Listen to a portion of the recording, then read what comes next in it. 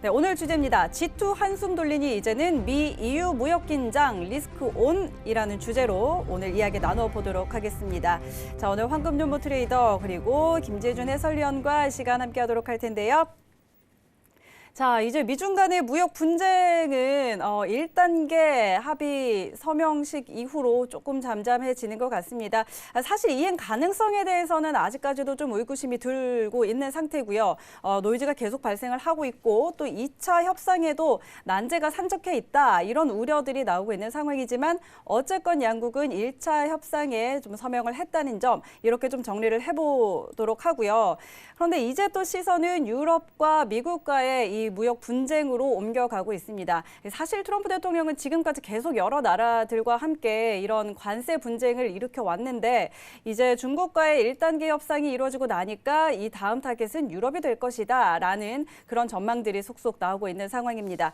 자, 미국은 프랑스의 구글세, 디지털세죠. 방금 외신에서도 전해 듣고 돌아왔는데 이것을 무역 장벽으로 간주해서 프랑스의 치즈, 핸드백, 샴페인 등 이런 24억 달러 어치에 대해서 보복 관세를 100% 부과하겠다라고 반박하고 있는 상황입니다.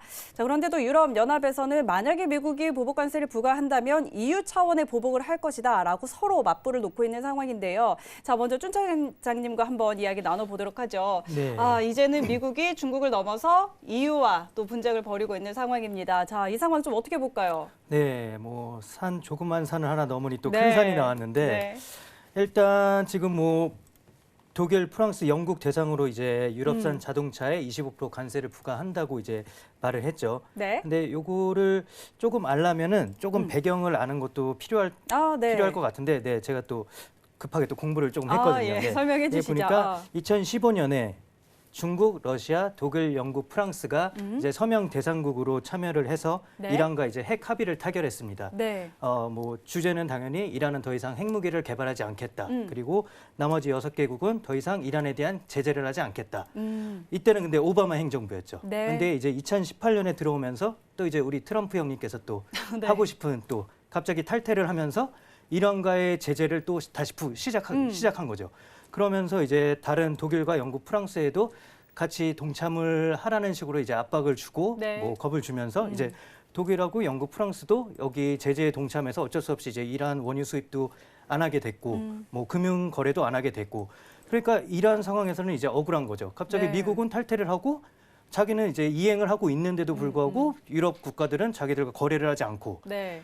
근데 이제 유럽 국가들도 이제 거래는 하고 싶었지만 이 미국의 이 제재가 무서운 게 2014년에 네.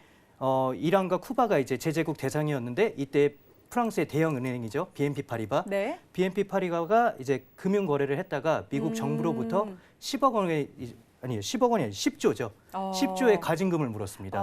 이렇듯 이제 미국 정부는 정부 차원에서 그냥 네. 극단적으로 이제 가진금을 네. 때릴 수도 있고 여기에 이행을 또 해야만 돼야지 안 그러면 미국 내에서 뭐 금융 거래라든지 네, 이런 게 또 네. 불가가 되니까 뭐 독일, 영국, 프랑스도 어쩔 수 없이 이제 동참할 수밖에 없는 상황인데 그렇죠.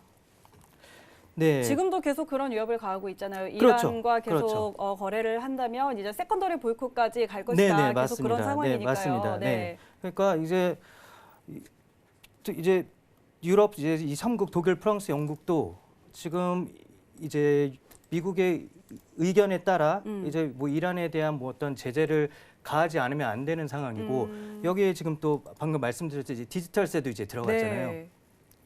그러니까 지금 유럽 원래 이 디지털세는 프랑스와 미국과의 전쟁이라고도 볼 수가 있을 것 같은데 네. 사실 여기에 이제 올해부터는 이탈리아도 시행을 한다고 하고 네, 영국도 시행을 영국도. 한다고 하고 이제 유럽 차원에서 미국과 이제 본격적으로 또 어떻게 보면 무역 전쟁이 시작된 거기 때문에 네네.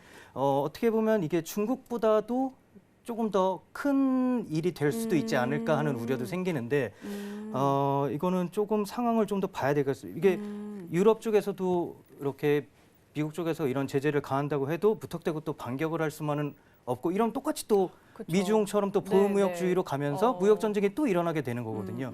이러면 전 세계가 피해를 보는 건 똑같은 상황이고 네, 이거는 조금 상황이 생각보다 쉽지만은 않은 상황이라 여러 문제가 걸쳐 있기 때문에 네. 네, 이거는 조금 지켜봐야 할 상황일 것 같습니다. 그럼 지금 미중 간의 무역 분쟁이 굉장히 오랫동안 문제를 좀 일으켜 왔는데 그렇죠. 글로벌 3년 경제에 가까이, 굉장히 네. 많은 영향을 미쳤죠. 네. 그렇다면 이 EU와 미국 간의 이런 분쟁도 중국처럼 미중 무역 분쟁처럼 이렇게 좀 중요하게 봐야 될까요? 네, 이것도 뭐 어떻게 보면 더 장기화될 수도 있는 여지가 있고 그 네. 처음에 언급하신 에어버스와 보잉사 있잖아요. 그렇죠. 이것도 어떻게 보면 14년 전 일이거든요. 네. 네, 뭐 그쪽 유럽에서 이제 에어버스에 뭐 이렇게 뭐 보조금을 불법적으로 지원했다. 이런 게 지금 14년 지금까지 네. 이제 계속 뭐 작은 분쟁, 뭐 작은 소송을 거치면서 여기까지 이르렀는데 이렇게 여러 나라와의 분쟁은 이제 기업 간의 분쟁과는 또 차원이 다른 거기 때문에 그렇죠. 네, 이거는 뭐 더 커질 우려도 있고 지금 그러니까 뭐 증시는 계속 상승 곡선을 그리고 있지만 수많은 위험 요소들은 남아 있다고 아직까지 보입니다. 산재해 네. 있다. 알겠습니다. 일단 또 EU와 미국과의 교역 규모도 상당히 크기 때문에 미중 무역 분쟁만큼이나 굉장히 시장에 많은 영향을 또 미치지 않을까 이렇게 또 우려가 되는 상황입니다. 자, 그렇다면 우리 황금연보 트레이더님, 네. 자, 뭐 상황이 어떻게 흘러가든 우리는 또 트레이딩을 해야 되잖아요. 그래서 뭐 이런 상황을 우리가 뭐 트레이딩에 이용을 해본다면 뭐 어떻게 좀 해볼 수가 있을까요? 사실 우리가 들어오기 전에도 나스닥을 보면서 네. 이 분명한 거는 과열이다. 누구나 과열이다라는 걸 생각을 하지만 네. 이게 뭐 우리 상투다, 꼭지다라고 판단하기 어렵다라는 얘기를 하는데 이 꼭지, 그러니까 상투라는 것은 지나가 보면은 이때가 고점이었다라는 것을 알게 됩니다. 네. 근데 오늘 같은 경우도 지금 뭐 재밌게 저도 듣고 있었는데 이런 EU하고에 대한 문제 또 중국하고의 문제가 좀 일단락이 되니까 다시 EU 문제가 부딪히고 했었을 때 이게 시장에서 반영이 된다면 나스닥의 변동이 나온다거나 뭐 또는 우리가 쉽게 접근한다면은 유로의 변동이 나온다거나 할 수 있는데 지금 보면은 나스닥이나 S&P는 그냥 가던 길을 가고 있다라고 보셔야 네, 돼요. 네. 다만 정말 뭐 단기 자금이 들어와서 시장이 오버슈팅을 했다 이런 얘기들도 있는데 오버슈팅이 됐다라는 것은 우리들이 그러니까 달리는 말이라고 하죠. 네. 달리는 말을 세우려고 아무리 애를 써도 말의 속도가 가속화가 되어 있기 때문에 그렇죠. 급작스럽게 서도 밀려갑니다. 그만큼 가속이 지금 큰 거가 현재의 시장이다라고 봤을 때 사실 지난번에도 그런 얘기를 했죠. 제가 지난주에 나서도 나스닥을 절대 매도라고 생각하지 마라. 네. 지금 시장은 개인들이 끌어가는 장이 아니라 말 그대로 돈, 유동성 자금의 돈의 힘으로 가는 장인데 이 장을 함부로 세우려고 하는 것 자체가 일단 가장 큰 문제가 된다라고 말씀을 드려놨는데요. 사실 오늘 시장을 놓고 본다면은 나스닥이나 S&P가 어제 같은 경우 저는 좀 전강후약이 되지 않을까 이런 예상을 했었는데 물론 어제 같은 경우 이제 그러니까 시장이 중립으로 끝이 났잖아요. 그런 네. 상태에 오늘 하락을 좀 해줬다면 약간의 좀 어떤 매도 냄새가 난다 이렇게 볼 수 있는데 외려 또 어저께 끝났었던 가격 위에서 출발해서 아직까지 그 상태를 유지하고 있습니다. 여러분 시장에서는 뭐 매도자는 계속해서 죽어나갈 수밖에 없는 거고 매수자는 저가 매수가 들어올 수밖에 없다라고 보여져서 지금 뭐 우리 아직 장이 출발을 남기고 있지만 나스닥이나 S&P는 여전히 매수 관점으로 좀 가야 된다라는 거고 앞에서 말씀하셨던 유로 같은 경우는 외려 상대적으로 조금 약세 흐름이 좀 나와서 그거는 좀 단기적으로 매도 쪽으로 보시는 전략이 좀 필요하지 않을까 싶습니다.